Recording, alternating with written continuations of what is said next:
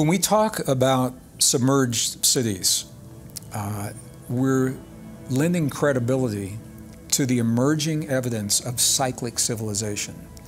The question is, how far back do those civilizations go? First, they appear to occur in 5,000-year cycles. The historic context of civilizations going back 50, 60, 70,000 years along these 5,000-year cycles shows up in the mythology. Maybe the mythology is based on much more fact than we've been led to believe in the past, or that we've been willing to embrace in the past. If this structure underneath the ocean floor sank possibly 11,000 years or more ago, could this be a link to the infamous Atlantis?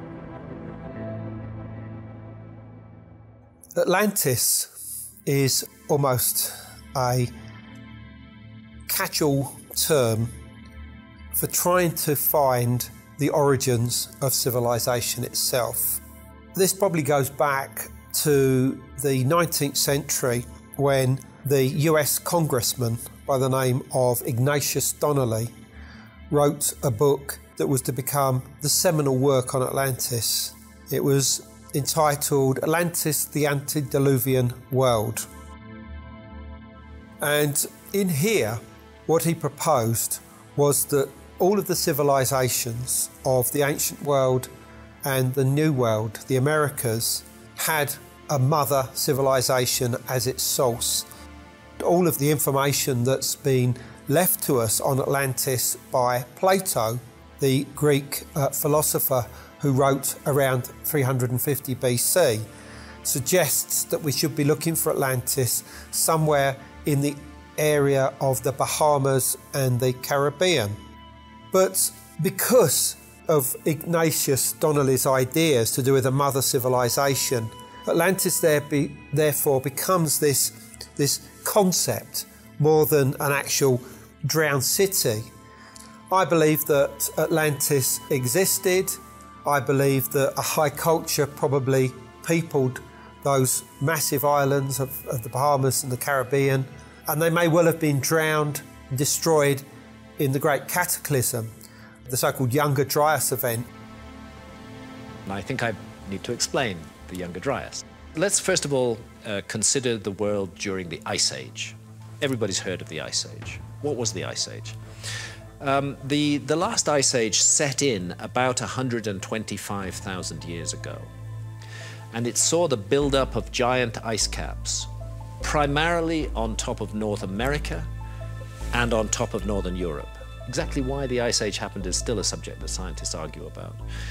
But it's not in dispute that an ice cap 2 miles deep sat on top of North America and a huge area of Northern Europe, that same 2 mile deep ice cap. It reaches its maximum extent about 21,000 years ago.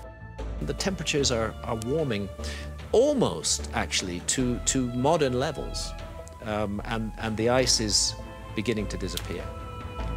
And then suddenly, 12,800 years ago, really suddenly, literally overnight, everything changes, and the Earth is plunged back into a massive deep freeze.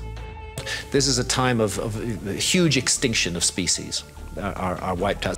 The new evidence that is providing coherent sense to this is called the Younger Dryas impact hypothesis, and it has been put forward by a large group of mainstream credentialed scientists. And what they've said is that they have found evidence which suggests the Earth was hit by several fragments of a comet. For a long time, the comet was out there. It was probably a very spectacular visual presence, but it wasn't hitting the Earth. But 12,800 years ago, by which time that comet had begun to fragment, had broken up into lots of fragments. And the estimates are that 4 of those fragments, 4 large fragments, hit the North American ice cap. It's literally beyond imagination. That instant of impact would have created so much heat that it would have melted large areas of the North American ice cap and sent the water flooding south. then within a matter of days or weeks of that release of water, the freezing temperature has begun, and there's no more release of water. The world goes dry at that point and into a very deep, dark, frozen period accompanied by animal extinctions. The Younger Dryas lasts for 1,200 years. It lasts from 12,800 years ago to 11,600 years ago. And then something else really weird happens. The Earth's been in a deep freeze. Suddenly, 11,600 years ago, you get a second massive pulse of meltwater into the world ocean. One very strong suggestion is that the Earth intersected again with the debris stream of the same comet, and that there were further impacts 11,600 years ago. But those impacts were not on ice. Those impacts were entirely oceanic. You get big comet impacts in an ocean, and what you're going to get, as well as extraordinary tidal waves, what you're going to get is a massive amount of water vapor thrown up into the upper atmosphere. And that water vapor creates a greenhouse effect, which accounts for the very radical warming of the Earth. It has to be rather intriguing that that's the exact date, 11,600 years ago, that Göbekli Tepe is founded.